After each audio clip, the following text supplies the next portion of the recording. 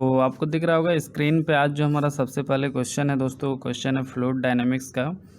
तो fluid dynamics का या फ्लूइड मैकेनिक्स का आप जो भी बोल लें, तो क्वेश्चन जो है क्वेश्चन एनर्जी कंजर्वेशन जो है बर्नौलीज प्रिंसिपल उस पर बेस्ड है, उसी के फार्मूला पे बेस्ड क्वेश्चन है और इक्वेशन ऑफ कंटिन्यूटी पे बेस्ड। बहुत ही फेमस इस टाइप के क्वेश्चन अपने क्लास 11 में भी बहुत सारे सॉल्व किए होंगे। तो आइए फटाफट क्वेश्चन को रीड करते हैं और फिर सॉल्यूशन देखते हैं। दोस्तों क्वेश्चन है a nozzle is in the shape, दोस्तों ये भी जैम 2015 में पूछा गया था, IIT गुवाहाटी के द्वारा ये क्वेश्चन पूछा गया था, ठीक है। A nozzle is in the shape of a truncated cone as shown in the figure. The area at the wide end is 25 centimeter square and the narrow end has an area of 1 centimeter square. आपको दिख रहा होगा दोस्तों, ये जो wide है यानी कि ये जो बड़ा वाला एरिया है ये कितना है 25 सेंटीमीटर स्क्वायर है और ये कितना है 1 सेंटीमीटर स्क्वायर है, ठीक है। Water enters the wider end at a rate of 500 gram per second, और वाटर जो है यहाँ पे वाइडर एंड पे इंटर कर रहा है दोस्तों कितना से 500 ग्राम पर सेकेंड के रेट से इंटर कर रहा है। The height of the nozzle is 50 centimetre, और ये जो हाइट है दोस्तों ये आपको दिख रहा होगा कि हाइट कितना है 50 सेंटीमीटर है, ठीक है। And it is kept vertical with the wider end at the bottom, और it is kept vertical with the wider end at the bottom, और ये जो वाइडर एंड है इसको वर्टिकल देखिए इस तरह से रखा गया है, जैसा आप दिख रहा होगा इसको वर्टिकल इस तरह से रखा गया है सच दैट ये जो है इसका वाइडर एंड ये बॉटम है और ये जो आपको नैरो एंड दिख रहा होगा ये क्या है टॉप है। The magnitude of the pressure difference in kilo pascal, अपने को प्रेशर डिफरेंस बताना है। मान लीजिए यहाँ का वाइडर एंड का प्रेशर को P1 मान लिए और जो नैरो एंड है उसका प्रेशर को P2 मान लिए, तो अपने को प्रेशर डिफरेंस यानी कि delta P is equal to P1 minus P2 अपने को क्या करना है बताना है, ठीक है। और किलो पास्कल में बताना है, where 1 kilo pascal is equal to 10 to the power 3 newton per metre square. We all know that kilo लगाने के लिए अपन क्या करेंगे 10 का पावर 3 से क्या करेंगे लगाने के लिए डिवाइड कर देंगे। Between the two ends of the nozzle, pressure difference between the two ends of the nozzle हमें निकालना है। तो आइए देखते हैं इसका सॉल्यूशन कैसे होगा। दोस्तों आप डायग्राम ये देख सकते हैं जैसा अकॉर्डिंग टू क्वेश्चन कि हमने देखिए यहाँ पे कुछ एजम्पशन ले लिया है। मैं यहाँ पे एजम्पशन लिया हूँ, क्या क्या एजम्पशन लिया हूँ वो आप देख सकते हैं। एजम्पशन क्या है कि जो ये हमारा नैरो एंड है उसका एरिया को हमने A2 माना है और ये जो हमारा वाइडर एंड है जहाँ से वाटर इंटर कर रहा है उसको हमने A1 माना है। तो A1 दिया है 25 सेंटीमीटर स्क्वायर और A2 दिया है 1 सेंटीमीटर स्क्वायर। आप देख सकते हैं कि ये हाइट 50 सेंटीमीटर है और साथ में जो वाटर इंटर कर रहा है वाइडर एंड पे कितना रेट से कर रहा है 500 ग्राम पर सेकेंड, ठीक है। तो इतना कुछ तो दिया ही हुआ था। अब देखिए रेट ऑफ वाटर फ्लो कितना है दोस्तों 500 ग्राम पर सेकेंड। एरिया कितना है वाइडर एंड का 25 सेंटीमीटर स्क्वायर जहाँ पे वाटर इंटर कर रहा है। तो डेंसिटी ऑफ वाटर कितना हो गया दोस्तों, डेंसिटी ऑफ वाटर होता है 1 kg बाय पर 1000 सेंटीमीटर क्यूब, ठीक है। तो रो हो गया 1 ग्राम पर सेंटीमीटर क्यूब, ठीक है। और चूँकि 500 ग्राम जो है वो 500 सेंटीमीटर क्यूब पे है, 500 ग्राम वाटर कितना पे है 500 सेंटीमीटर क्यूब है। तो फ्लो ऑफ रेट जो होगा दोस्तों हमारा कितना हो जाएगा 500 सेंटीमीटर क्यूब पर सेकेंड। इसका मतलब जो हमारा V1 होगा दोस्तों ऐसा भी कह सकते हैं कि वी ऑल नो दैट कि जो हमारा रेट ऑफ फ्लो होता है दोस्तों, रेट ऑफ फ्लो जो होता है वो हमारा कितना होता है V1 वेलोसिटी इंटू एरिया जो होता है वो हो जाएगा 500 सेंटीमीटर पर सेकेंड। इसका मतलब वेलोसिटी V1 का बात करें तो वो हो जाएगा 500 बाई A1 सेंटीमीटर पर सेकेंड, ठीक है। क्योंकि एरिया का सेंटीमीटर स्क्वायर से यहाँ ये कट जाएगा सेंटीमीटर स्क्वायर, तो सेंटीमीटर पर सेकंड बचेगा। अपोज वेलोसिटी का यूनिट होना भी चाहिए। तो V1 आ गया 500 by A1 centimetre per second. और चूँकि एरिया जो है वाइडर एंड का दोस्तों A1 वो कितना दिया हुआ है 25 दिया हुआ है। तो आप देखिए V1 equal to 500 by 25 centimetre per second यानी 20 सेंटीमीटर पर सेकंड या फिर उसी को 0.2 मीटर पर सेकंड भी बोल सकते हैं। तो इस तरह से हमारा V1 निकल गया, ठीक है। अब हमें क्या निकालना है ये देखते हैं। अब नाउ चूँकि equation of continuity we all know that कि इक्वेशन ऑफ कंटिन्यूटी से हम लोग जानते हैं A1 V1 equal to A2 V2, ठीक है। तो इसको यूज कर लीजिए आप। देखिए A1 B1 equal to A2 B2। तो यहाँ पे देख सकते हैं आप एरिया जो है वो 25 है सेंटीमीटर स्क्वायर। V1 हम लोग निकाल चुके हैं 0.2 मीटर पर सेकेंड। जो अदर वाला का एरिया है वो है 1 सेंटीमीटर स्क्वायर और जो V2 है वो हमें निकालना है। तो यहाँ से 1 सेंटीमीटर स्क्वायर ये सेंटीमीटर स्क्वायर और इसका 25 का सेंटीमीटर स्क्वायर यूनिट दोनों कैंसिल हो गया है। तो जो V2 आने वाला है सिर्फ बचा है ये मीटर पर सेकेंड, यानी उसी के यूनिट में आएगा। ठीक है। तो आप देख सकते हैं कि हमारे पास V2 सॉल्व करके आ चुका है 5 मीटर पर सेकेंड। तो नाउ अकॉर्डिंग टू बर्नौलीज, अब अगर आप बर्नौलीज थ्योरम की बात करेंगे दोस्तों, तो according to the energy conservation principle, वैसे आपको बर्नौलीज प्रिंसिपल हम बता देते हैं। बर्नौलीज प्रिंसिपल होता है P1 बाय रो, मतलब sorry P by rho, not P1 by rho, P by rho plus half V square plus GH, ठीक है, is equal to constant. P by rho plus half V square plus GH equal to होता है constant. इसका मतलब है इस equation का जो कंपोनेंट हो बराबर होगा दोस्तों। इसका मतलब है कि P1 by rho 1 plus half V1 square plus GH1 must be equal to P2 by rho 2 plus half V2 square plus GH2। ठीक है। तो आप यहाँ पे देख सकते हैं P1 by rho plus half V1 square plus GH1 must be equal to P2 by rho plus half V2 square plus GH2। ठीक है। तो अब आप यहाँ से देख सकते हैं कि दोनों जो ये जो इक्वेशन है इस पूरा में आपको यहाँ पे जो प्रेशर P1 P2 दिख रहा है ये क्या है, वाइडर एंड का प्रेशर है, ये नैरो एंड का प्रेशर है। रो तो डेंसिटी है वाटर का जो SI यूनिट में 1000 होता है दोस्तों, और ये वेलोसिटी वाइडर एंड का वेलोसिटी है V1 और ये V2 जो है ये नैरो एंड का वेलोसिटी है। H1 वाइडर एंड का हाइट है जो 0 होगा और H2 जो है वो नैरो एंड का हाइट होगा, तो 50 सेंटीमीटर पे है, तो दोनों का डिफरेंस 50 सेंटीमीटर होगा। और अगर H1 H2 का बात करें तो H1 0 H2 50। ठीक है। अब हम क्या कर रहे हैं, ये P1 बाय रो और P2 बाय रो को एक साइड ले आ रहे हैं, तो कॉमन आ जाएगा 1 बाय रो और बचेगा P1 माइनस P2, और बाकी को उठा के उधर ले जा रहे हैं। जैसे GH1 को उधर ले गए तो GH2 माइनस H1 प्लस ये हाफ रो V1 स्क्वायर को भी उठा के उधर ले गए तो हाफ कॉमन आ जाएगा और V2 square minus V1 square. आप देख सकते हैं 1 by rho P1 minus P2 is equal to G का वैल्यू 9.8 दोस्तों। H2 माइनस H1, तो H2 जो है आप देख सकते हैं कुछ इस तरह से था हमारा, तो ये हाइट था 50 सेंटीमीटर ना, तो ये H2 यहाँ पे जो ये नैरो विंड है इसका हाइट है तो वो तो ज़मीन से 50 सेंटीमीटर पे है, यानी H1 तो इसी का एंड का हाइट है जो 0 है, वो तो रेफरेंस लेवल है हमारा 50 सेंटीमीटर, यानी SI यूनिट में बात करें तो 0.5 मीटर, सब कुछ SI यूनिट में डाल रहे हैं। और H1 का हाइट 0 हो गया, वो तो रेफरेंस था। प्लस देखिए 1/2 और V2 square minus V1 square. Next आगे देखिए हम बोले आपको कि वाटर का जो डेंसिटी होता है SI यूनिट में 1000 होता है, यानी 1/10 का power 3 P1 minus P2 is equal to ये देखिए 9.8 0.5 माइनस 0 प्लस 1/2 इंटू ये इंटू है साथ में V2 square minus V1 square, तो V2 5 है और V1 है 0.2।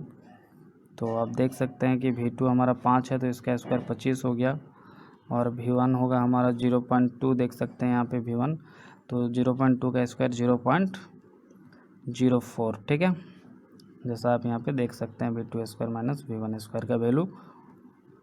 आगे अब दोस्तों इसको अगर आप देखेंगे तो आप देख पाएंगे कि ये जो P1 माइनस P2 है, pressure difference between the two ends 10⁻³ को अगर उधर ले जाके मल्टीप्लाई कर देंगे आप, तो आप देख सकते हैं कि ये 1000 आके इधर मल्टीप्लाई हो चुका है, और ये इस पूरा को सॉल्व कर लिया हमने। तो इसको सॉल्व करने के बाद देखिए कुछ इस तरह से आ रहा है। 1000 को अगर हम लोग, ये तो पूरा पास्कल में SI यूनिट में हो गया, लेकिन 1000 को अगर हटा देंगे तो किलो पास्कल में कन्वर्ट हो जाएगा। देखिए प्रेशर डिफरेंस आ रहा है लगभग 17.38 किलो पास्कल। तो इस तरह से हमारा जो प्रेशर डिफरेंस है दोस्तों कितना आ रहा है, 17.38 किलो पास्कल। दोस्तों अगर कैलकुलेशन मिस्टेक है तो मुझे नहीं पता, तो आप इसको कैलकुलेट कर ले अपने से भी, एक बार ज़रूर कैलकुलेट कर ले सारे क्वेश्चन को, क्योंकि कई बार कैलकुलेशन मिस्टेक से आंसर गलत हो जाते हैं। ठीक है, तो एरर होते हैं इसमें कैलकुलेशन में थोड़ा बहुत, तो आप उसको ध्यान में रखें, अपने से कैलकुलेशन कर ले और अगर आता है सही आंसर वेल एंड गुड। आशा करता हूँ आपको समझ में आया होगा। आइए देखते हैं नेक्स्ट क्वेश्चन। तो प्रेशर डिफरेंस कितना हो गया 17.38। अब देखते हैं नेक्स्ट क्वेश्चन।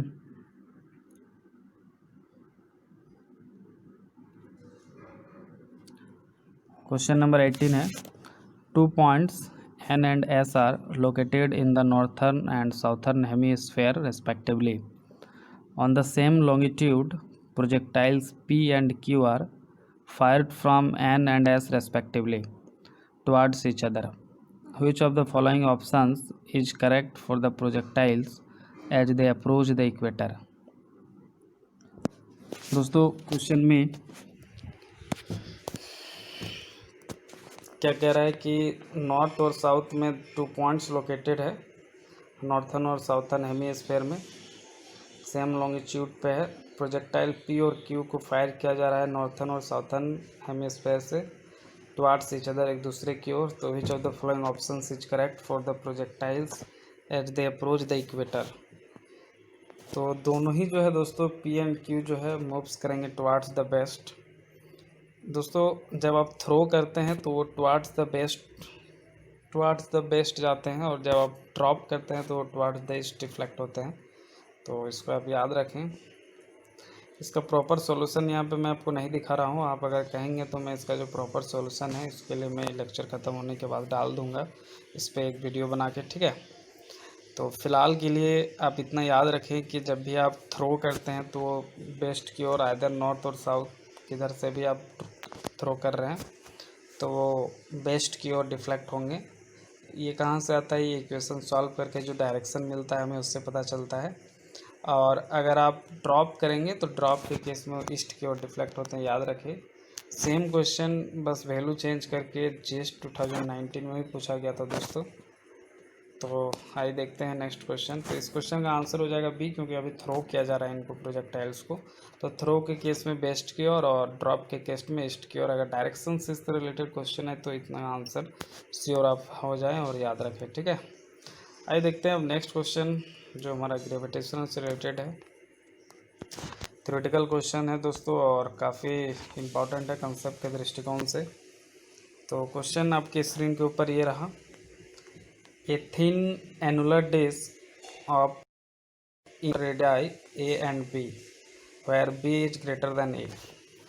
मतलब डिस्क है कुछ इस तरह से, और एनुलर डिस्क है, इसका इनर रेडियस A है और आउटर रेडियस B है। Has uniform mass density sigma S and is placed in the xy plane such that its axis lies along the z axis। Determine the gravitational force due to the disk on a particle of mass m located on the z axis at a distance z from the origin। आप देख पा रहे होंगे दोस्तों ये जो disc है उसके जो सेंटर है उससे एक जेड एक्सिस इस तरह जूम करना है, और इस जेड एक्सिस में मान लीजिए यहाँ पे सेंटर से जेड डिस्टेंस पे पार्टिकल है मास एम, उस पे इस डिस्क के चलते, इस एनुलर डिस्क के चलते आपको ग्रेविटेशनल फोर्स पता करना है उस पार्टिकल पे। और जो यूनिफॉर्म मास डेंसिटी दिया हुआ है डिस्क का वो सिग्मा एस दिया हुआ है, ठीक है। Also if the particle is release at Z equal to zero, अगर जेड इक्वल टू जीरो पे पार्टिकल को छोड़ दिया जाए, such that Z is much more less than A and B, describes the nature of motion of the particle. अगर A और B बहुत बड़ा है जेड से और उस केस में अगर पार्टिकल को रिलीज किया जाए तो नेचर क्या होगा मोशन का, ठीक है। ये भी हमें क्या करना है, पता करना है। तो आइए देखते हैं।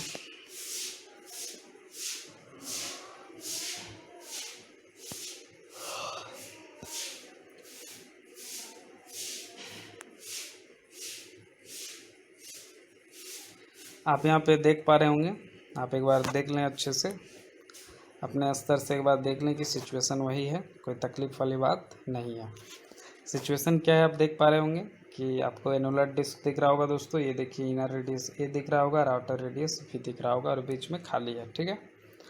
और खाली है कि नहीं वो तो हम लोग, हाँ आपको उस खाली होगा तभी तो एनुलर डिस्क बनेगा। आप उसके बाद ये भी देख सकते हैं कि ये हमारा एक्स एक्सिस है, ये हमारा जेड एक्सिस है, और ये जो बीच वाला है ये हमारा वाई एक्सिस है। ठीक है, हमने एक्सिस भी अपना ड्रॉ कर लिया, इसको ओरिजिन माना है सेंटर को।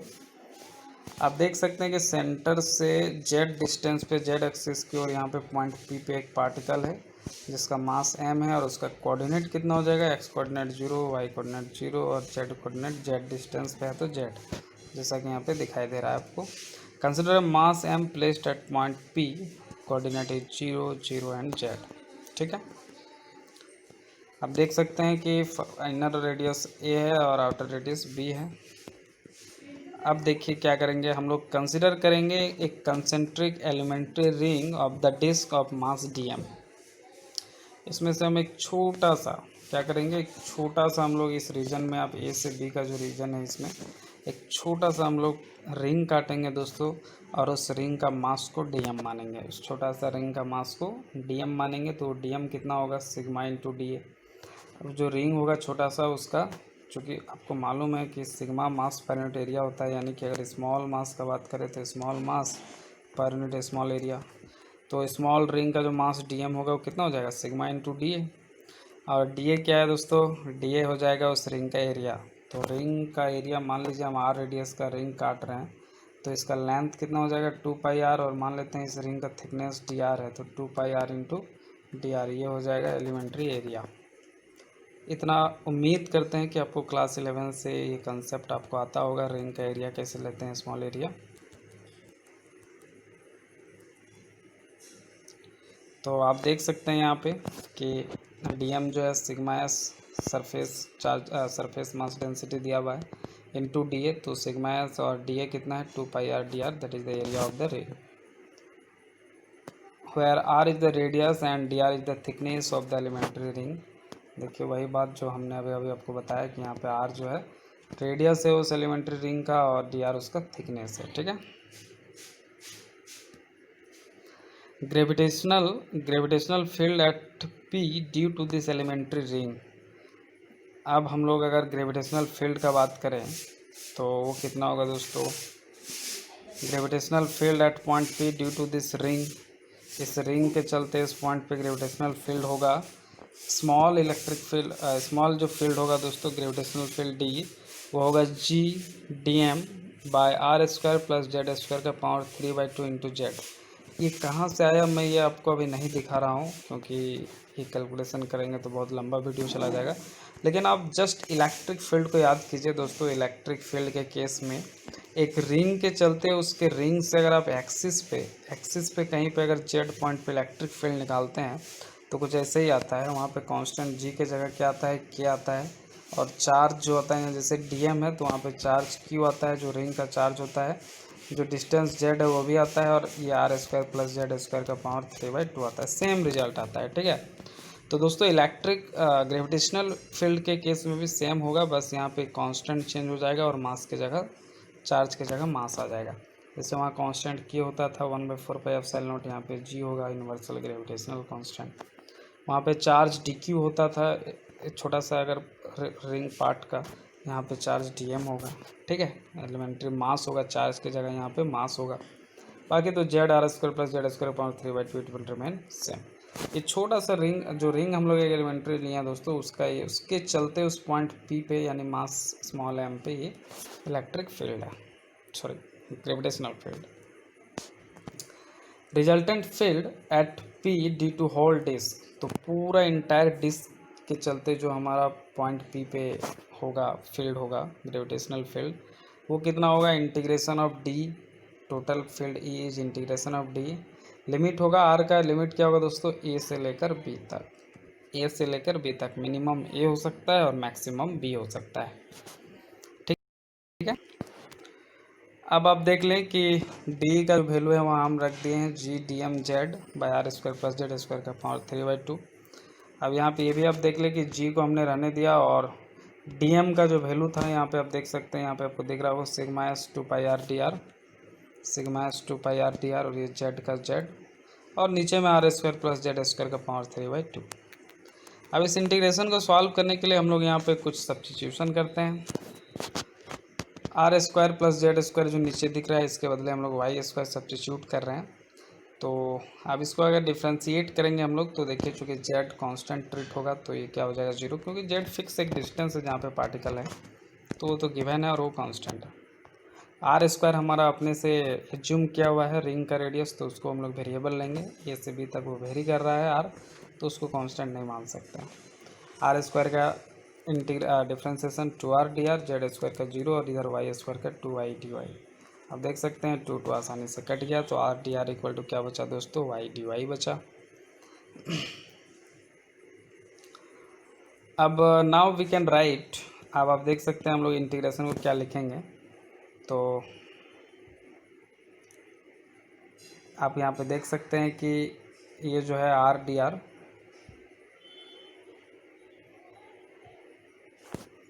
स्क्वायर प्लस जेड स्क्वायर का पावर 3/2 और आर डी आर, ये जो इंटीग्रल है इसको आप सॉल्व करके देखिए क्या आ रहा है।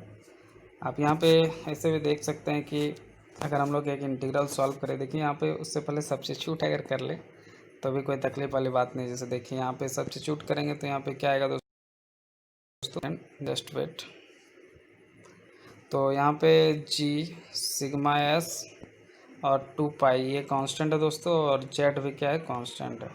Sigma S G sigma 2 pi Z सब कांस्टेंट बाहर आ जाएगा। इंटीग्रेशन के अंदर क्या बचेगा दोस्तों, आर डी आर और नीचे में बचेगा R square plus Z square का पावर 3/2। तो वही इंटीग्रल सिर्फ बचेगा, उसको इंटीग्रल को सॉल्व कर लेते हैं, फिर ये जो कांस्टेंट फैक्टर इससे मल्टीप्लाई कर देंगे, ठीक है।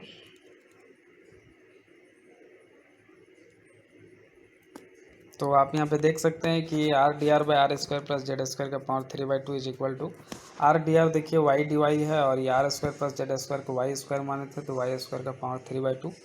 तो अब आप देख सकते हैं वाई डी वाई बाई यहाँ पे पावर 2 कट गया, तो वाई का पावर 3, वाई से यहाँ एक वाई भी कट जाएगा, तो D Y by Y square, तो D Y by Y square, तो ये वाई का पावर -2 और डी वाई, तो वाई का डी वाई का इंटीग्रेशन हो जाएगा दोस्तों -1/y हो जाएगा, ठीक है।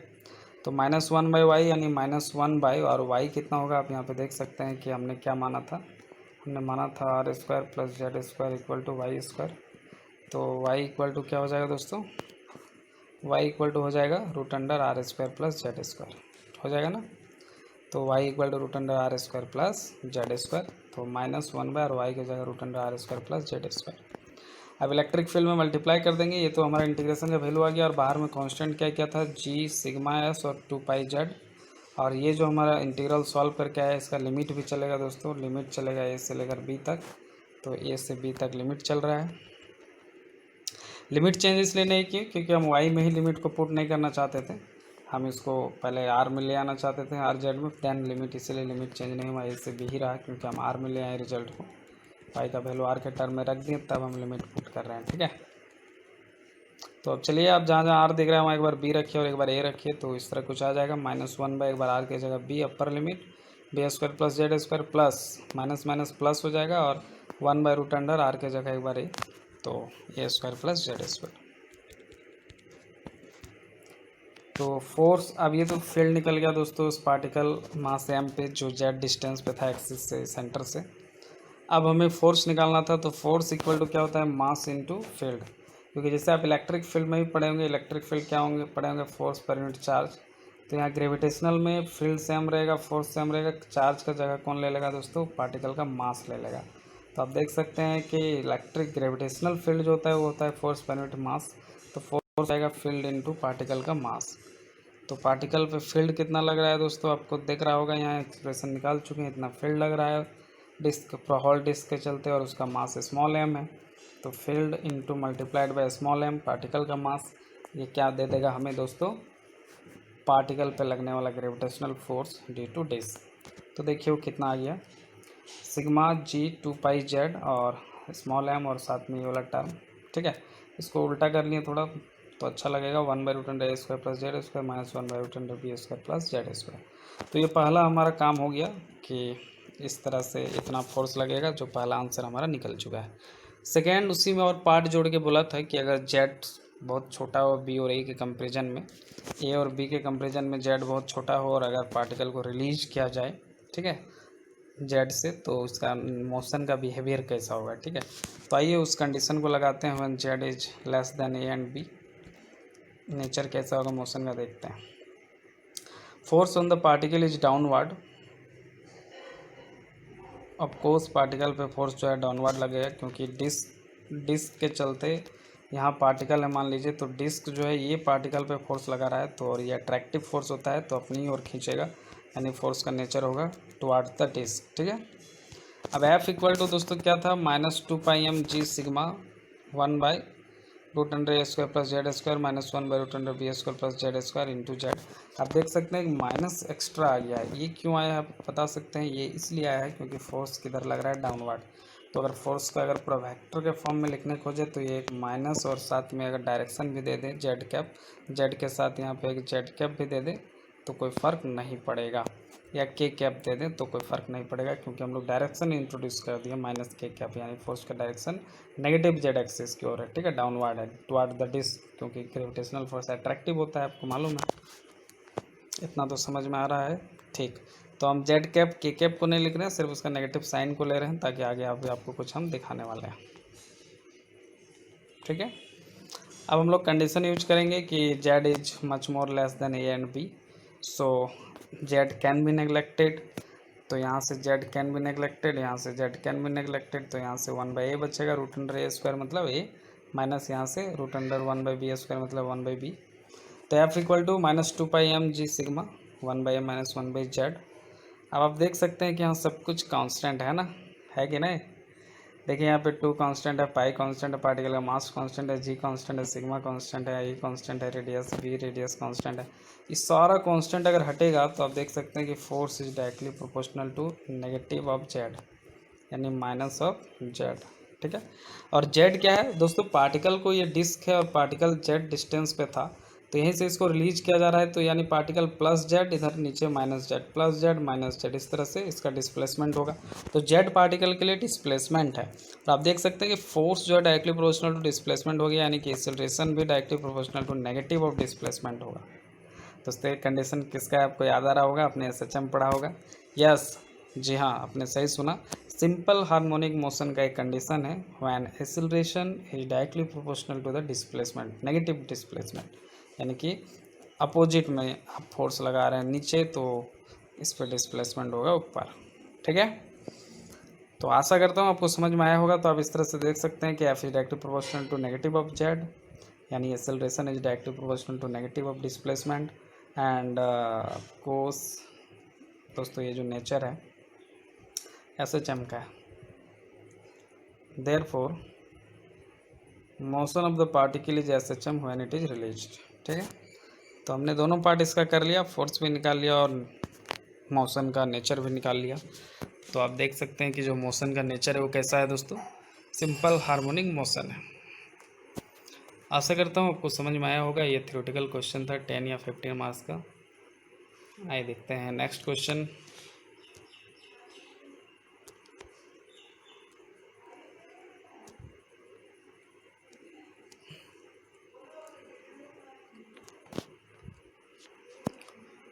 ओके, सो नेक्स्ट क्वेश्चन जो है दोस्तों, ये हमारा सेंट्रल फोर्स फील्ड थ्योरी पे बेस्ड क्वेश्चन है, यानी सेंट्रल फोर्स पे बेस्ड क्वेश्चन है। और क्वेश्चन में आप देख सकते हैं क्या बोल रहा है, चलिए आइए देखते हैं। Just wait guys.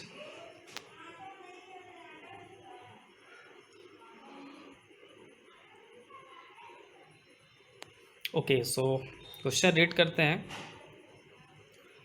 क्वेश्चन है, a particle of mass small m and angular momentum l is moving under the action of a central force F, which is function of r, along a circular path of radius a as shown in the figure. The force center O lies on the orbit.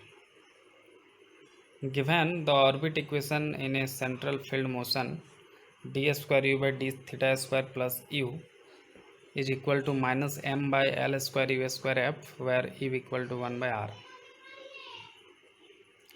Determine the form of the force in terms of L, M, A and R.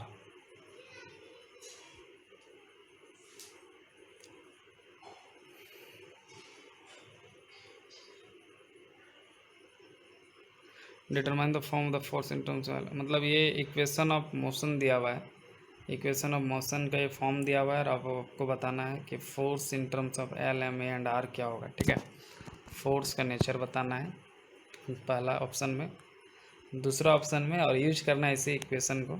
ठीक है, use करके बताना है इस equation को कि force का nature कैसा होगा। ऑप्शन बी में बताना है calculate the total energy of the particle assuming that the potential energy V which is function of R tends to 0 as R tends to infinity. चलिए ठीक है, देखते हैं एक एक करके। कुछ कहानी पढ़ लेते हैं। Central force field, a central force is a force that points from the particle directly towards और directly away from a fixed point in the space, the center and whose magnitude only depends on the distance of the object on the to the center। Of course हम लोग जानते हैं कि central force क्या होता है, क्या है, जो सिर्फ मैग्नीट्यूड उसका जो है डिपेंड करता है डिस्टेंस पे सेंटर से ऑब्जेक्ट का, और ये टुवर्ड्स सेंटर या वे सेंटर लगता है। Given that orbital equation in central force जो है ऑर्बिट का इक्वेशन दिया हुआ है D square U by D theta square plus U equal to minus M by L square U square F, जहाँ पे यू क्या है दोस्तों 1/r है, आर ऑफ कोर्स रेडियस होगा और एफ जो है फोर्स है, मास है, और यू जो है उसका 1/r है, रेसिप्रोकल ऑफ द रेडियस, और एल एंगुलर मोमेंटम है। Let's say this is equation number 1। दोस्तों equation of circle of radius passing through the origin कुछ इस तरह से होता है, r equal to 2a cos theta. ठीक है, radius of circle passing through the origin जो होता है equation of circle, radius of circle जो ओरिजिन से पास करता है उसका r equal to 2a cos theta होता है, जहाँ पे r है 1/u। तो चलिए r इक्वल टू 1/u रख दीजिए, तो r की जगह पे रख दिए 1/u। अब अगर रिवर्स कर लेंगे तो 1/u का u ऊपर चला जाएगा और ये इसका भी रिवर्स होगा तो नीचे आ जाएगा 2a, और 1/cos थीटा का बन जाएगा ऊपर में sec थीटा। तो मतलब आपको मिल गया u equal to sec theta by 2a। अब आप du निकाल लीजिए, du बाई डी थीटा आपको निकालना है, फिर D square U by D theta square निकालना है आपको, है ना। चलिए, तो du बाई डी थीटा अगर करेंगे दोस्तों थीटा के रेस्पेक्ट में तो sec थीटा हो जाएगा sec theta into tan theta और बाई 2a। चूँकि और एक बार आपको करना है तो D square U by D theta square छूट गया है, डी थीटा स्क्वायर। ठीक है, आप समझ सकते हैं। तो अब 2a बाहर नीचे बेचारा अपना रह जाएगा कांस्टेंट, ऊपर में देखिए दोनों में प्रोडक्ट रूल चलेगा। तो पहले sec थीटा को रहने दिए और tan थीटा का किए, तो tan थीटा का sec स्क्वायर थीटा, तो बन गया sec थीटा और sec square theta sec Q theta plus, अब रहने दिए tan थीटा को रहने दिए और sec थीटा को किए, तो sec थीटा का sec theta into tan theta, और ऑलरेडी एक tan थीटा था तो sec theta into tan square theta. तो ये कुछ ऊपर में प्रोडक्ट रूल हमने लगा दिया दोस्तों डिफ्रेंसिएशन का, और नीचे में 2a बेचारा कांस्टेंट है अपना रह गया। ये हमारा D square U by D theta square निकल रहा है। अब जो इक्वेशन ऑफ मोशन था वो क्या था भाई, इक्वेशन ऑफ मोशन था D square U by D theta square equal to plus U, तो उसको उठा के उधर लेंगे तो minus U minus M by L square U square F of R, force which is function of R, या अगर उसको फंक्शन ऑफ 1/u भी लिखे तो कुछ दिक्कत नहीं चलेगा क्योंकि r इक्वल टू 1/u।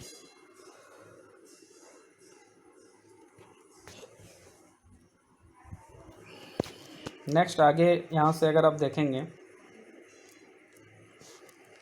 यहाँ से अगर f ऑफ 1/u अगर आप निकालना चाहेंगे तो आप देखेंगे कि D square U by D theta square जो इसका वैल्यू क्या है sec Q theta plus sec theta plus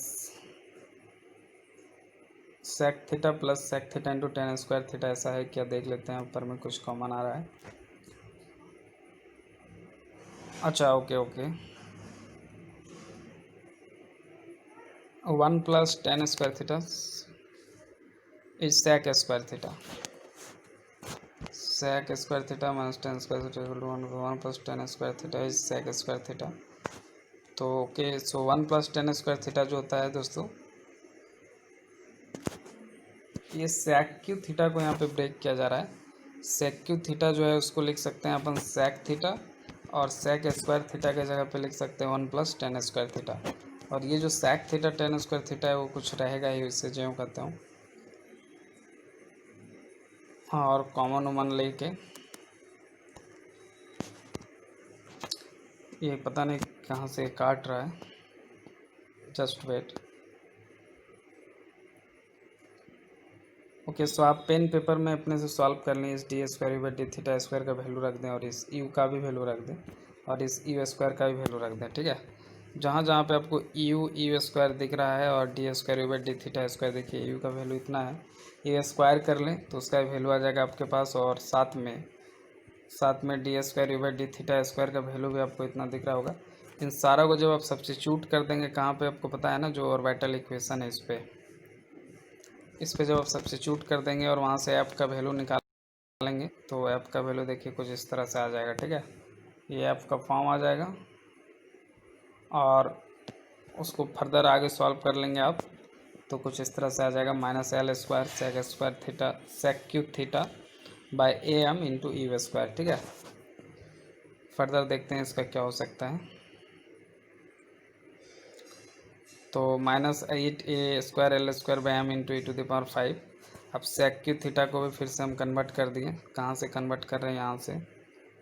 आप देख सकते हैं कि सेक थीटा का वैल्यू कितना है, 2a इंटू यू है, तो सेक क्यू थीटा जो है वो कितना हो जाएगा, यू क्यू, 2 का क्यू 8 और ए क्यू। ठीक है, यानी 8 यू क्यू और ए क्यू हो जाएगा सेक क्यू थीटा का वैल्यू। तो वहाँ से मैं सब्स्टिट्यूट कर दिया और काट छाँट के देखिए आप as a function of 1/u या आर बोल सकते हैं, इतना आ गया, -8 A square L square by M E to the power 5। या ऐसा भी लिख सकते हैं, अगर 1/u को as a function of R लिखेंगे तो 1/u की जगह आर, तो F of R equal to -8 A square L square by M, और u का पावर 1/5 को 1/r का पावर 5 भी लिख सकते हैं। ठीक है, तो ये आ गया हमारा फोर्स का form in terms of M L A and R. ठीक है, और अगर आर के साथ वेरिएशन सिर्फ पूछता तो देख सकते हैं F of R is directly proportional to R का पावर -5 या 1/r टू द पावर 5। बहुत ही इंपॉर्टेंट है, इस तरह क्वेश्चन आता भी है दोस्तों। अब देखते हैं कि ये ए एल एम और आर के टर्म में पूछा था कि कुछ और के टर्म में पूछा था। ऑफकोर्स आंसर पूछा था L M A and R के टर्म्स में, डिटरमाइन द फोर्स मतलब form of the force in terms of this, तो हम लोग निकाल चुके हैं। ठीक है, अब हमें पार्ट बी में क्या निकालना है दोस्तों। पार्ट बी में बताना है calculate the total energy of the particle assuming that the potential energy V which is function of R tends to 0 as R tends to infinity. चलिए देख लेते हैं इसको भी।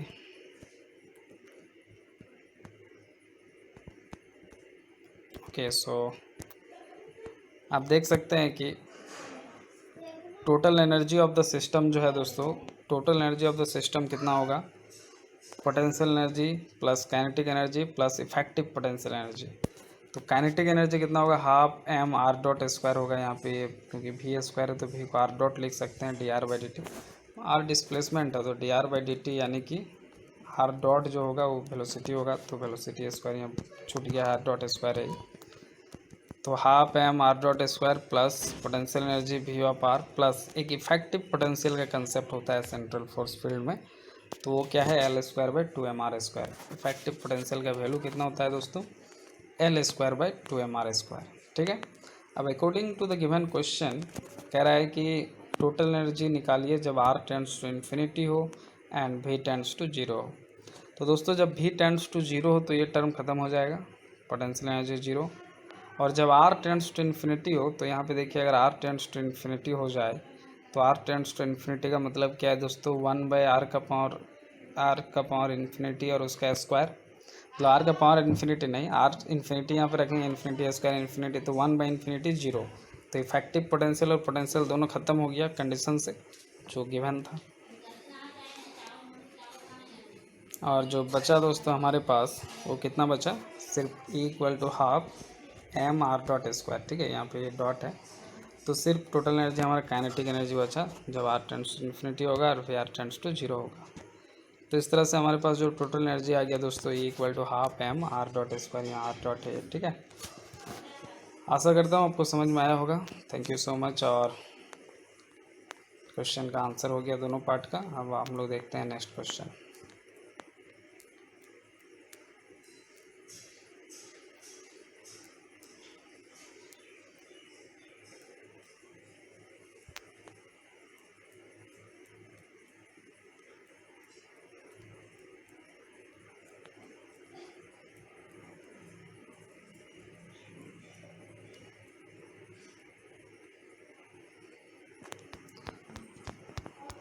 ओके, सो अभी और भी बहुत सारे क्वेश्चन बाकी हैं, मैं देख रहा था।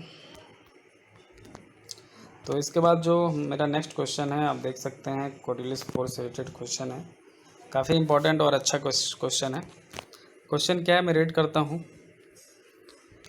A circular platform is rotating with a uniform angular speed omega counter clockwise about an axis passing through its centre and perpendicular to its plane as shown in the figure।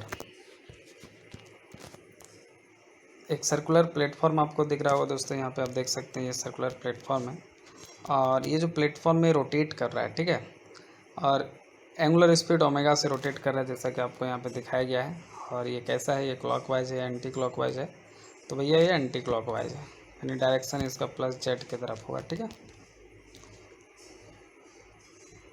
about counterclockwise about an axis passing through its center and perpendicular to its plane as shown in the figure। और ये axis है perpendicular to plane है, ठीक है, और centre से पास कर रहा है। अब कह रहा है person of mass small M walks radially inward with uniform speed भी ऑन द प्लेटफॉर्म।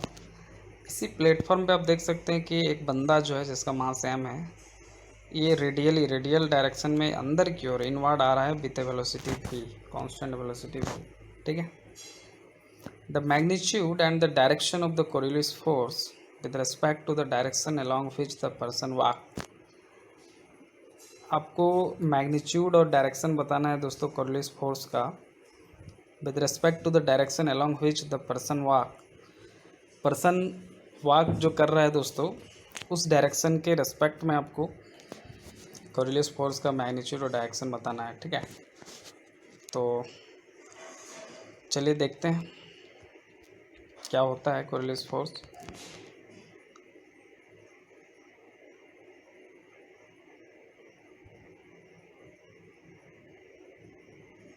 दोस्तों कोरिलेस एक्सीलरेशन का अगर आप बात करेंगे, या हम लोग चलिए फोर्स का ही बात कर लेते हैं। कोरिलेस फोर्स का फॉर्मूला होता है F = -2m omega cross v, ठीक है। और अब हम लोग देखें कि ओमेगा वेक्टर फॉर्म में इसका डायरेक्शन किधर है, तो ओमेगा इंटू इसका डायरेक्शन है के कैप, क्योंकि आप देख रहे थे अभी ऐसे कुछ घूम रहा है वो, और ये जेड एक्सिस है प्लस जेड कैप प्लस के कैप, तो इस तरह से अगर घूम रहा है काउंटर क्लॉकवाइज, मतलब उसका डायरेक्शन होगा। आप अगर अपना हैंड को अगर कर्ल करेंगे तो आप देखेंगे थंब आपका पॉइंट करेगा आउटवर्ड, यानी अपवर्ड करेगा, ये आपका जो थंब है वो आपको पॉइंट करेगा अपवर्ड, यानी कि जेड एक्सिस का पॉजिटिव डायरेक्शन की ओर, यानी प्लस के कैप है एंगुलर वेलोसिटी का डायरेक्शन। और वेलोसिटी का डायरेक्शन किधर है दोस्तों, तो आप देख सकते हैं एक्स एक्सिस का नेगेटिव में वो बंदा आ रहा है। यहाँ पे हम लोग एक्सिस डिफाइन कर लेते हैं। ये देखिए आपको ये जो डिस्क है इसका ये जेड एक्सिस ऊपर की ओर, इधर ये एक्स एक्सिस है दोस्तों, और जो आउटवर्ड है आउट टू द स्क्रीन, आप जिस मोबाइल में देख रहे हैं उसका जो आउट ऑफ द स्क्रीन है वो उसका प्लस वाई एक्सिस है, और जो मोबाइल के अंदर की स्क्रीन को तोड़ के जो डायरेक्शन निकलेगा perpendicular on the your mobile screen या लैपटॉप स्क्रीन, वो होगा माइनस वाई एक्सिस, ठीक है। तो अभी देखिए बंदा का वेलोसिटी, बंदा जा किधर रहा है, प्लस एक्स एक्सिस से माइनस एक्स एक्सिस की ओर जा रहा है, तो इसका वेलोसिटी जो होगा वो माइनस आई कैप डायरेक्शन में होगा, और इसका जो एंगुलर फ्रीक्वेंसी ओमेगा है वो प्लस डायरेक्शन में होगा। तो बस इतना का ही ज़रूरत था। अब देखिए हम लोग इजीली निकाल लेंगे। तो -2m ओमेगा क्रॉस v और ओमेगा इक्वल टू ओमेगा के cap and v equal to minus V I cap, तो आप उनको सब्स्टिट्यूट कर दीजिए, तो आपको क्या मिलेगा देखिए यहाँ पे, -2m ओमेगा की जगह ओमेगा के कैप क्रॉस वेलोसिटी की जगह माइनस वी आई कैप, ठीक है। आप देख सकते हैं ओमेगा और वेलोसिटी कांस्टेंट है, तो ओमेगा और भी बाहर निकल चुका है, -2m ओमेगा भी बाहर में, अंदर में क्या बचेगा के कैप, और ये माइनस को भी अंदर बाहर ले आए तो माइनस माइनस ये प्लस हो चुका है, अंदर में बचेगा के कैप क्रॉस आई कैप। तो आपको साइकिल याद होगा आई जे और के, तो के क्रॉस आई, तो आई जे जे के आई, साइक्लिक प्रोसेस चल रहा है, अच्छा बात है। के क्रॉस आई प्लस जे आएगा, तो यहाँ प्लस जे कैप, यानी कि कितना आया +2m ओमेगा भी जे कैप। यहाँ पे गलत लिखा हुआ है दोस्तों, ये माइनस जे कैप नहीं होगा, के कैप क्रॉस आई कैप जो होगा दोस्तों, यहाँ पे आप देख सकते हैं कि ये प्लस जे कैप आ रहा है, कितना आ रहा है प्लस जे कैप। इसका मतलब है दोस्तों कि therefore coriolis force is 2m omega भी टुवार्ड्स इज लेफ्ट। तो टुवार्ड्स इज लेफ्ट और right we will see it, just wait. Magnitude 2m omega भी होगा और ये लेफ्ट होगा कि राइट होगा आपको मैं बता रहा हूँ अभी। प्लस जे कैप आ रहा है, मतलब इस आदमी का लेफ्ट होगा, ठीक है। देखिए ये जो बंदा है कुछ इस तरह से खड़ा है दोस्तों, आप देख पा रहे होंगे, और बंदा कुछ इस तरह से जा रहा होगा, इस तरह से बंदा कुछ जा रहा होगा। तो उसका एक हैंड होगा किधर, एक हैंड होगा मोबाइल स्क्रीन को तोड़ के निकलेगा डायरेक्शन, और दूसरा हैंड होगा हम लोग के आउटवर्ड ऑफ द स्क्रीन, ठीक है। तो आउटवर्ड ऑफ द स्क्रीन आप अपने आप को बंदा के डायरेक्शन में, इस डायरेक्शन में अपने आप को खड़ा कीजिए। देखिए आपका हाथ जो होगा नेगेटिव वाई एक्सिस की तरफ राइट होगा, और जो इधर है पॉजिटिव वाई एक्सिस की तरफ लेफ्ट होगा। इधर लेफ्ट हैंड होगा आपका, इधर राइट हैंड होगा। तो प्लस जे के प्लस वाई एक्सिस मतलब लेफ्ट हैंड की तरफ, ठीक है। तो आशा करता हूँ आपको समझ में आया होगा। तो इस तरह से इस क्वेश्चन का जो आंसर होगा दोस्तों कितना होगा, 2m ओमेगा भी टुवार्ड्स इज लेफ्ट, यानी ऑप्शन ए करेक्ट ऑप्शन है। आइए देखते हैं नेक्स्ट क्वेश्चन।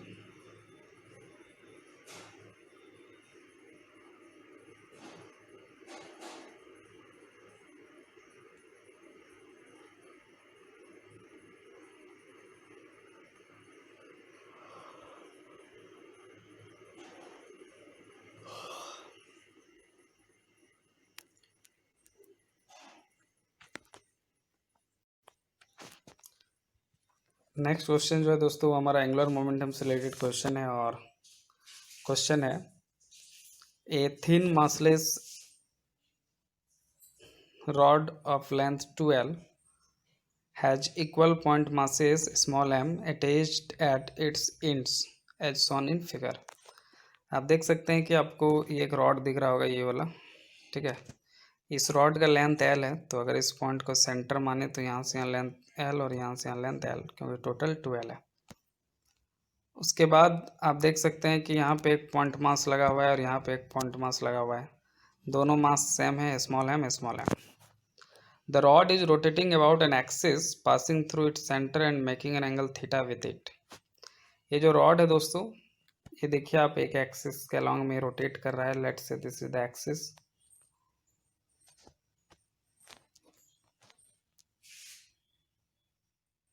इस एक्सिस के अलॉन्ग में रोड जो है दोस्तों रोटेट कर रहा है, और एक्सिस के साथ कितना एंगल बना रहा है आप देख सकते हैं। यहाँ पे थीटा बनाया है, ये भी एंगल इधर थीटा होगा, ठीक है। आपको दिख रहा होगा डायग्राम में, क्लियर है। पूछा है the magnitude of the rate of change of its angular momentum is. Angular momentum का रेट ऑफ चेंज यानी dl/dt का मैग्नीट्यूड पूछा है। दोस्तों आपको अगर कुछ बातें याद आ रहा होगा तो आपको मालूम है कि जो टॉर्क होता है वो कितना होता है, dl/dt। Rate of change of जो एंगुलर मोमेंटम होता है दोस्तों क्या होता है, टॉर्क। और rate of change of linear momentum जो होता है दोस्तों क्या होता है, फोर्स। तो अभी चूंकि यहाँ पे रोटेट कर रहा है, रोटेशनल इफेक्ट है, इसलिए एंगुलर मोमेंटम की बात हो रहा है, लीनियर का बात नहीं हो रहा है। dl/dt इसका मतलब बेसिकली आपको इसका मैग्नीट्यूड निकालना है, मतलब बेसिकली आपको टॉर्क का मैग्नीट्यूड निकालना है। आप समझ पा रहे हैं ना। ओके, तो ये आपका चेक कर रहा था कि आपको ये फॉर्मूला याद है कि नहीं। तो बेसिकली आपको टॉर्क का क्या निकालना है, मैग्नीट्यूड निकालना है, टोटल नेट टॉर्क, दोनों मास के चलते, इसके भी चलते और इसके भी चलते। तो अब आपको बताते चलते टॉर्क का फॉर्मूला क्या होता है, फोर्स इंटू परपेंडिकुलर डिस्टेंस। क्या होता है, force into perpendicular distance, F into R या आर क्रॉस एफ।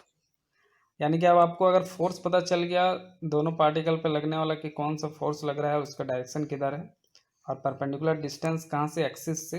तो ये तो परपेंडिकुलर डिस्टेंस एक्सिस से मुझे दिख रहा है, ये वाला और ये वाला, और उनका डायरेक्शन, तो सारा काम हो जाएगा। इसे डायरेक्शन से कोई मतलब नहीं, अपने को सिर्फ मैग्नीट्यूड से मतलब है, तो हम लोग डायरेक्शन को कंसिडर नहीं करेंगे, ठीक है। हम लोग वेक्टर में जाने का कोई मतलब है नहीं। तो चलिए देखते हैं फटाफट।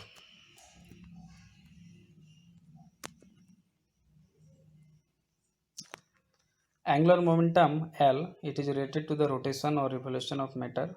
It is in fact a measure of the quantity of rotation of a system of matter. Angular momentum is defined as L equal to R cross P is equal to R into mv। तो आप देख सकते हैं कि जो perpendicular distance R होगा वो कितना होगा। हम लोग टॉर्क निकाल लेते हैं दोस्तों, इतना झमेला हम लोग करेंगे नहीं, हम लोग टॉर्क निकाल लेंगे। तो ये एक मास को कंसिडर कीजिए, जो मास आप देख पा रहे होंगे ये चूँकि इस तरह से कुछ घूमेगा, जब ये रोटेट करेगा, ये रॉड जो है रोटेट करेगा थीटा एंगल से, तो ये भी इस तरह से घूमने लगेगा सर्कुलर मोशन पे। तो इस पर फोर्स जो लगेगा उस सेंट्रीपिटल फोर्स लगेगा, कितना लगेगा, mr⍵²। ठीक है, और इसका परपेंडिकुलर डिस्टेंस का बाद में बात करेंगे। चलिए, लेकिन उससे पहले अगर समझ लेते हैं थोड़ा, तो देखिए आपको बता देते हैं। ये जो फोर्स लगेगा mr⍵², इस ऑब्जेक्ट एम पे सर्कुलर फोर्स, उसका डायरेक्शन क्या होगा, कुछ इस तरह रेडियल डायरेक्शन होगा, सॉरी, ये कुछ इस तरह से डायरेक्शन होगा, रेडियल डायरेक्शन मतलब टेंजेंशियल डायरेक्शन। इस तरह से ये फोर्स लगते जाएगा, ये घूमते जाएगा। लेकिन आपको एक बात यहाँ समझने वाला है, यस, ये जो फोर्स लगेगा ये कुछ इस तरह से लगेगा, इस डायरेक्शन में, ठीक है, रेडियल डायरेक्शन में ये फोर्स लगेगा।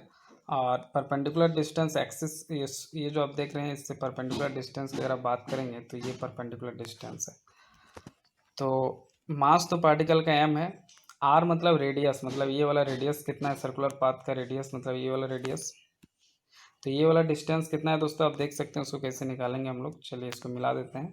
ये एंगल 90 है, ये थीटा है अगर दोस्तों, और यहाँ से यहाँ सेंटर से यहाँ तक एल है। अगर ये एल है और ये अगर थीटा है दोस्तों, तो ये एल साइन थीटा हो जाएगा और ये एल कॉस थीटा हो जाएगा। ठीक है, तो रेडियस कितना हो जाएगा, एम, आर की जगह एल साइन थीटा, और एंगुलर फ्रीक्वेंसी ओमेगा से रोटेट कर रहा है तो ओमेगा, ये फोर्स हो गया। दोस्तों अब आपको ये भी बताना है कि परपेंडिकुलर डिस्टेंस कितना होगा। तो ये वाला परपेंडिकुलर डिस्टेंस है जो कितना है, ये अगर एल साइन थीटा है तो ये एल कॉस थीटा होगा, L cos theta, trigonometry use कर लिए। तो परपेंडिकुलर डिस्टेंस यही ना है दोस्तों, एक्सिस से सेंटर से, तो ये हो जाएगा एल कॉस थीटा। तो अब देखिए क्या बन गया, टॉर्क, इस पर लगने वाला torque force into perpendicular distance multiply कर दिए, तो एल एल एल स्क्वायर, तो एम एल स्क्वायर ओमेगा और sine theta into cos theta. तो क्या 2 टाइम हो जाएगा, यस 2 टाइम हो जाएगा। तो 2 टाइम एम एल स्क्वायर, अच्छा, और omega omega omega square sine theta cos theta, लेकिन अच्छा हाँ, एम आर ओमेगा स्क्वायर होता है फोर्स, हम लोग गलती किए यहाँ पे। तो एम आर और ये ओमेगा स्क्वायर ऑलरेडी है। तो आप देख पा रहे हो ना, टोटल जो D L by D T मतलब torque, rate of change of angular momentum मतलब टॉर्क, तो कैसे निकाले समझ पा रहे होंगे आप। आशा करता हूँ आपको समझ में आ रहा होगा। क्या किया, हम फोर्स इंटू परपेंडिकुलर डिस्टेंस लिए। चलिए एक बार फिर से बता देता हूँ, बहुत ही आसान है। ये एंगुलर मोमेंटम सीधा निकाला, हम लोग उस मेथड पे नहीं जाएंगे। हम लोग सीधा क्या कर रहे हैं कि टॉर्क निकाल रहे हैं। टॉर्क मतलब D L by D T, ये D L by D T और force into perpendicular distance, force और परपेंडिकुलर डिस्टेंस। ठीक है, तो फोर्स होता है एम आर ओमेगा स्क्वायर और परपेंडिकुलर डिस्टेंस, तो फोर्स का पहले डायरेक्शन पता करना पड़ेगा, क्योंकि फोर्स का डायरेक्शन के परपेंडिकुलर वाला डिस्टेंस लेते हैं हम लोग। तो चूंकि ये मास एम जब रोड घूमेगा तो कुछ इस तरह से सर्कुलर पाथ में घूमने लगेगा, और इस सर्कुलर पाथ का मान लीजिए ये वाला रेडियस है आर, और ये जॉइंट कर दीजिए, और ये अगर एंगल थीटा गिवन है तो ये हो जाएगा एल साइन थीटा, ये वाला जो सर्कुलर पाथ का रेडियस का काम करेगा, तो इस आर के जगह क्या हो जाएगा, L sine theta, L sine theta इस आर के जगह। और अब ये रेडियल डायरेक्शन में फोर्स लगेगा, सेंट्रीपिटल फोर्स है, तो इस फोर्स का परपेंडिकुलर डिस्टेंस ये वाला है ओरिजिन से, यानी ये वाला। तो अगर ये एल साइन थीटा है तो ये वाला कितना डिस्टेंस होगा, इस ट्रायंगल में ही आप देख लें, चूँकि ये एल है तो ये एल साइन थीटा और ये क्या हो जाएगा, L cos theta. Perpendicular distance ये जो डी परपेंडिकुलर दिख रहा था वो कितना हो गया, एल कॉस थीटा। ठीक है, ये इंटू है। तो आप देख सकते हैं कि एम आर के जगह पे L sine theta omega square और ये एल कॉस थीटा, तो कितना बन गया, M L L L square और ये ओमेगा स्क्वायर, यानी M L square omega square sine theta cos theta. तो हमने एक मास को कंसिडर किया, उसी तरह इस मास के चलते भी अगर सिर्फ मैग्नीट्यूड का बात करें तो इतना मैग्नीट्यूड आएगा, डायरेक्शन तो अलग अलग होगा लेकिन मैग्नीट्यूड इतना आएगा उसके चलते भी। तो टोटल ऐड हो जाएगा तो कितना हो जाएगा, 2m L square omega square 2 times हो जाएगा, M L square omega square sine theta cos theta का 2 टाइम्स हो जाएगा। ठीक है, तो 2 times M L square omega square into sine theta cos theta, this is the rate of change of angular momentum, मतलब the net torque of the system. Magnitude का सिर्फ बात किया था। आशा करता हूँ आपको क्वेश्चन समझ में आया होगा।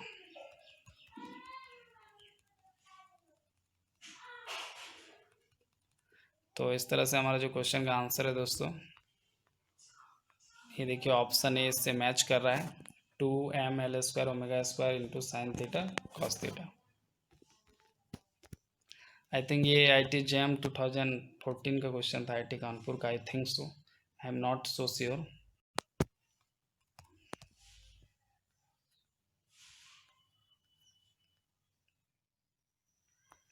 इस वीडियो में दोस्तों इतना ही रखते हैं, तब तक के लिए टाटा बाय, अपना ख्याल रखें, सुरक्षित रहें और लेक्चर हमारे देखते रहें और साथ में अपने IIT जैम की तैयारी करते रहें, क्योंकि सिचुएशन कुछ भी हो एग्ज़ाम तो होना ही है और एग्ज़ाम आपको भी देना ही है। तो तब तक के लिए bye, thank you so much for watching.